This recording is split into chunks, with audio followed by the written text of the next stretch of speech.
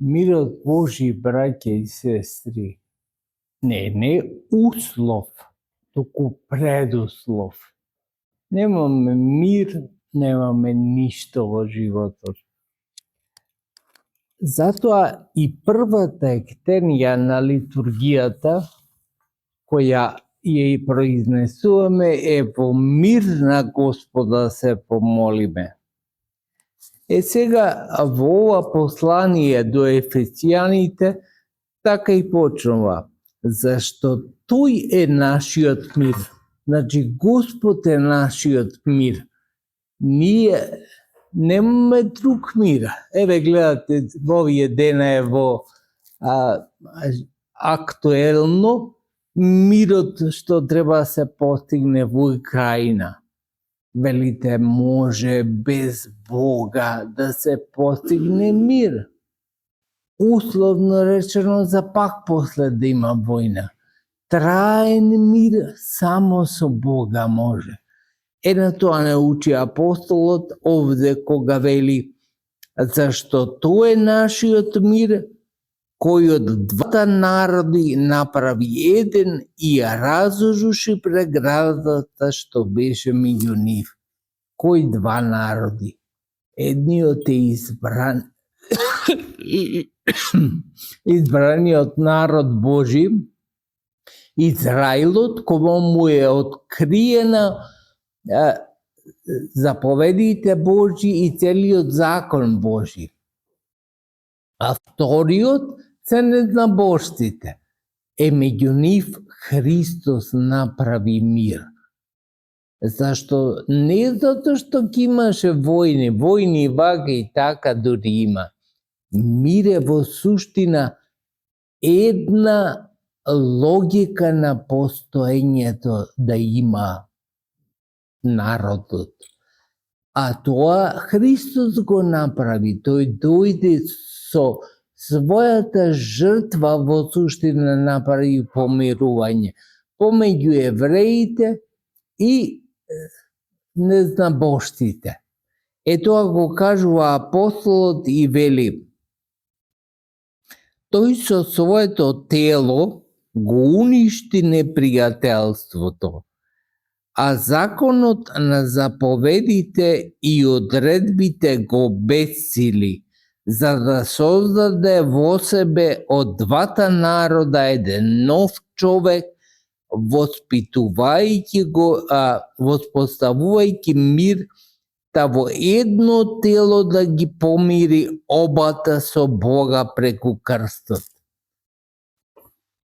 Сте слушнале сега најсилниот човек од најсилната држава од Америка се труди да направи мир меѓу Русија и Украина. А некој со крстот да направи мир, сте слушнале? Само Христос. Христос со неговото доброволно распетие, со други зборови доброволно понижување, направи мир меѓу двата народи. Не дојде, значи, како владеле надмено да им покаже на сите колкава сила има.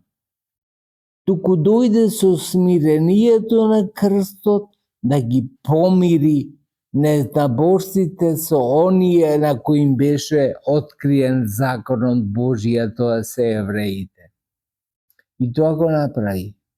И денеска затоа толку го почитуваме крстот. Ние христијаните како да имаме друга логика.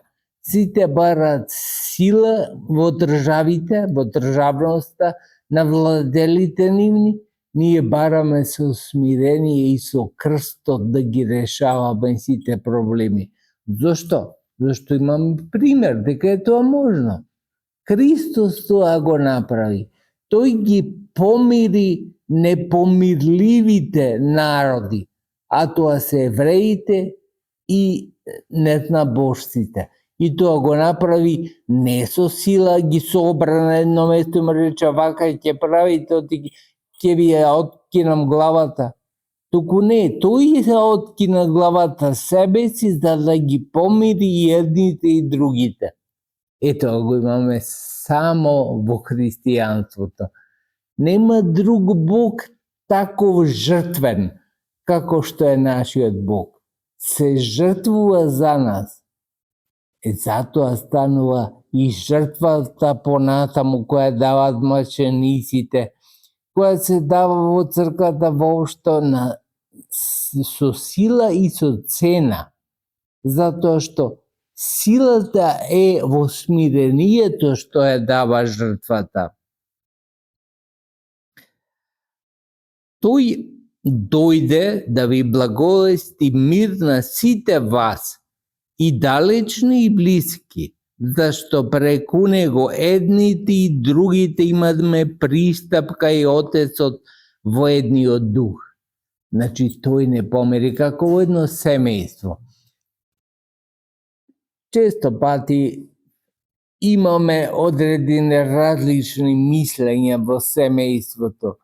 Некогаш дури тие различни мислења се толку спротиставени што има кавги заради нив. Меѓутоа, јако е нашето семејство широко со Господа.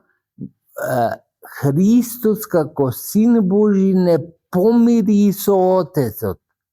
Значи, немаме ние раздор со Отецот. Едно ние мислиме, едно е важно за нас, створените битија, а друго за Бога, друг план има тој и поинаку сака да го устрои светот. Не, ние го научивме, ја научивме целта на животот, смислата на животот, преку жртвата Христова.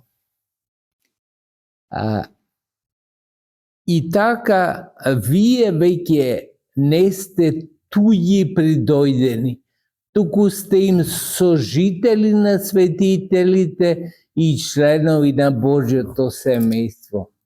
Значи, не сме ние туѓи за Господа. Не присвои Господ во Синот свој, не усвои како синови негови по благодат.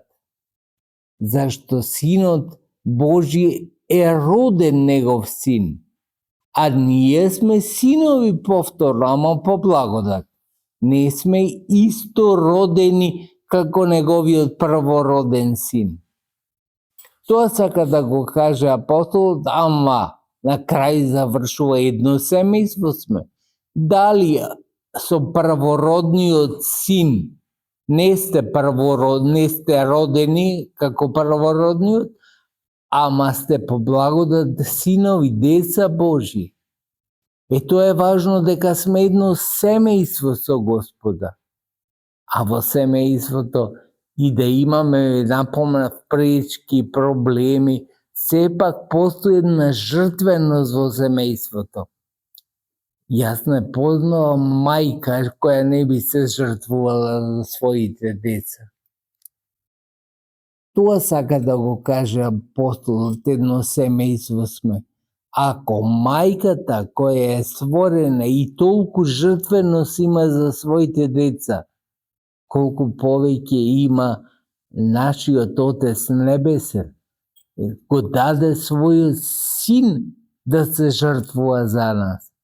Беше распнат заради нас, заради мене и заради тебе. Тоа е што не прави во заедница да бидеме, во единство да бидеме. Единството, браќа и сестри, не е нешто накалемено, не е некој додаток.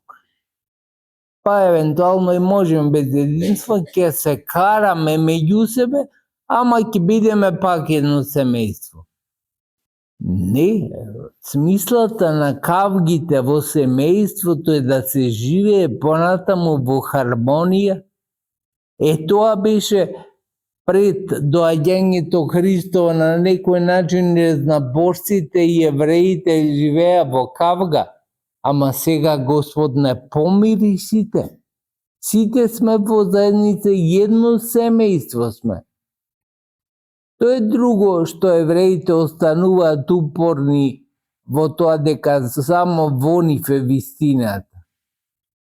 И денеска ве гледате со одредени проблеми се прават. Меѓутоа, реално Господ дојде да не помири, да бидеме еден народ, зашто реално сме ние еден народ. Господ при стварањето не ги подели луѓето да ги створи на евреи, на други, на трети, на пети, туку го створи Адама. А со Адама немаме нација. Адам е човек. Кога ние стануваме луѓе, тогаш се помируваме едни со другите, зашто нема место за раздор. Зашто се утврдите на темелите поставени од апостолите и пророците, имајќи го како аголен камен самиот Исус Христос. Нашата вера не е некоја измислена вера. Од сведоците ја примивме, затоа вели апостол тука, ја примивте од апостолите. Значи, тие што го видоа Христа и тие сведочат достоверно. И наше е само да поверуваме дека тоа што ни го кажуваат е вистинито. Ако го поверуваме, имаме награда на небесата, секако. Тоа е смислата на верата, да поверуваме дека Господ ќе дојде по втор пат да им суди на живите и мртвите и дека неговото царство не ќе има крај. Врз кого целата градба, складно составена, прераснува во свет храм Господов, во кого и вие, изградувајќи се, станувате живеалиште на Бога во духот. Како, браќи и сестри, ние постануваме живеалиште на Бога во духот? Затоа што ние се соединуваме со Господа и стануваме едно со Него. Ама соединувајќи се со Господа, се соединуваме и меѓусебно, стануваме едно и меѓу себе. Тоа е важното. Тогаш може човек да си наштети самиот на себе. Да рече, не, кога му штетам на братот, не си штетам себе си. Не, ако го свати животот дека е единство и дека ние сме едно, без разлика што сме поделени на Петко, Трајко, Јанко и не знам меѓу мажи и жени, сепак сме едно. И тогаш кога си штетиме, кога му штетиме на другиот, си штетиме и себе си. Ако така го сватиме животот, гледате, така не упава тоа апостол Павле, тогаш сосема поинаку ќе живееме во светот и сосема други навики животни ќе создаваме. Нека Господ ни помогне во тоа, нека не научи милоста Божја да биде на вас во сите дни на вашиот живот.